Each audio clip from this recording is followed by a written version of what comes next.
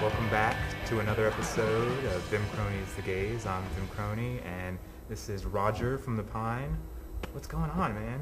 Not much. That was amazing. Those two songs were Thanks. so good. Thanks. Yeah. I haven't played in a long time, so I it felt know. good to finally sing again. And yeah, It's so amazing because I've seen you play so many times, and with The Pine, and it's so good just to see you making music and singing, and I don't know. well, It thanks. makes it feel good. Thanks.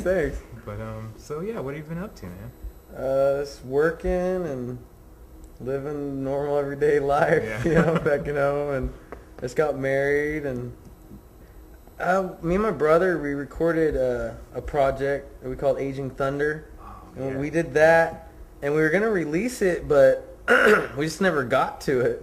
Yeah. It kind of shows the priority right now that putting out the music, doing this and that, like as hard as we used to.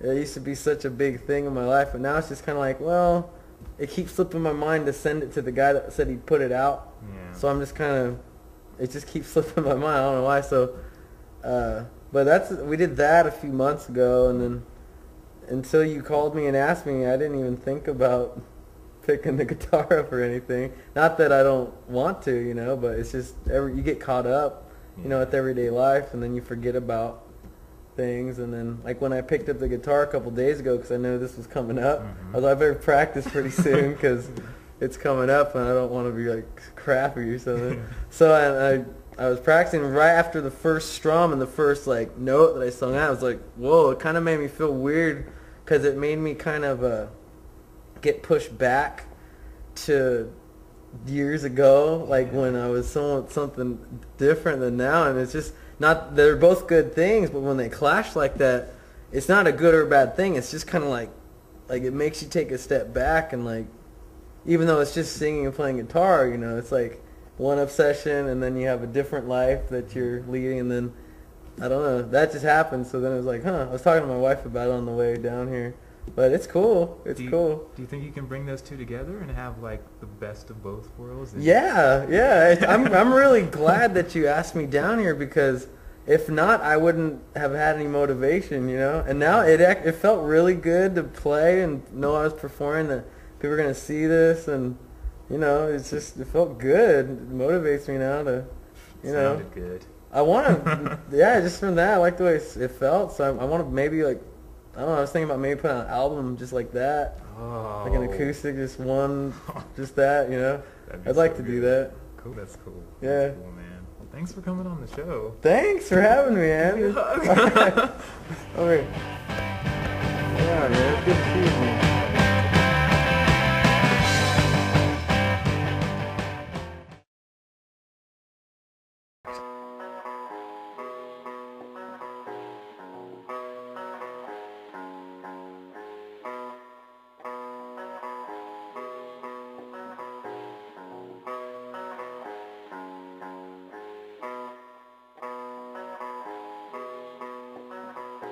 It's so hard for me to say what was this, what is this, because it still is to me. Like, I'm not a different person than I was then, you know, and I still feel as strongly now about, you know, the human condition and the kind of bondage that we put on all different peoples. I write songs, and that's like a big part of my activism.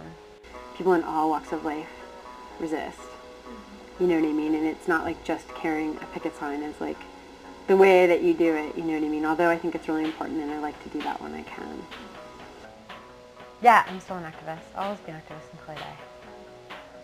I consider myself a cultural activist rather than a political activist, because I don't organize politics, and I think that I can see, though, that having women in positions of cultural power is really important for young girls, and I can see that we inspire women, you know, and young women at our shows, and so I think that is an important thing. My name is Carrie Koch. I live in San Francisco, California. Well, my first encounter with the Riot Girl movement was reading a few fanzines that I came across at a record store in New York. I'd also seen flyers for meetings that were happening for Riot Girl, but I never went because I guess I was just a little too intimidated to go. But I did read the fanzines, and then I started buying the records. And the first time I saw Bikini Kill was like amazing and life-altering, and that's when I really, really became affected by the movement and started following it. Well, it's hard to say favorite because there's so many amazing bands that it's hard to pick. It would be hard to pick one that's the best, but the two bands that affected me the most and that I listened to the most, I think, were XQ17 and Heavens to Betsy.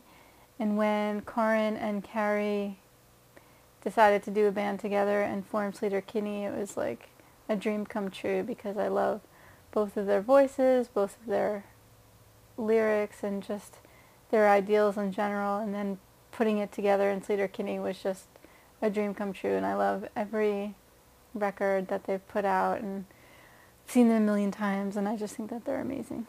The reason I chose the people I chose, and I know that they're not the only people who were involved in the movement by any means, but the people that I asked originally are people that were there in the beginning and could talk about it in a really educated way because they were there experiencing it. The aesthetic that I was going for in the film was that of a fanzine. I wanted it to look cut and paste and kind of rugged like a lot of the fanzines, because I feel like the fanzines were, I mean, especially at that time, fanzines in general, but especially Riot Grrrl fanzines were a way that people communicated and connected, because it was before the internet was really accessible to people. So, you know, fanzines were how people got their voices out there, and that's how I learned about so much stuff in general, but especially Riot Grrrl. So I wanted to I felt like they were so instrumental in getting people together and getting people communicating, so I wanted to mimic that aesthetic in the film. So that's why I chose the way the titles look, and it was, you know, cut and paste with the split screens, so that also too, a lot of the footage was, you know, second and third generation shot on, you know, VHS, so it wasn't, you know, visually great footage, so making it a little bit smaller and using it along with other elements just was visually more pleasing than using full frames of it. Well, I think, you know, Riot Grrrl, or the ideals of Riot Grrrl, still live on today. I don't know how many people still call themselves Riot Grrrls or organize as that with that title, but I feel like there are plenty of girls who are into music and politics that are doing amazing things, whether or not they call themselves Riot Grrrls. But the reason that Riot Grrrl meant a lot to me because it embodied all of these ideals, and I know a lot of younger women are still doing the same thing. I don't think the music industry has changed all of that much, and I still think it's not so easy for women to really get their voice heard the way that they want it to be heard. But, you know, mainstream music is not that interesting for men or for women in general. So alternative music is where I'm interested anyway. Right now I'm working on a documentary about Latino Morrissey fans called Passions Just Like Mine.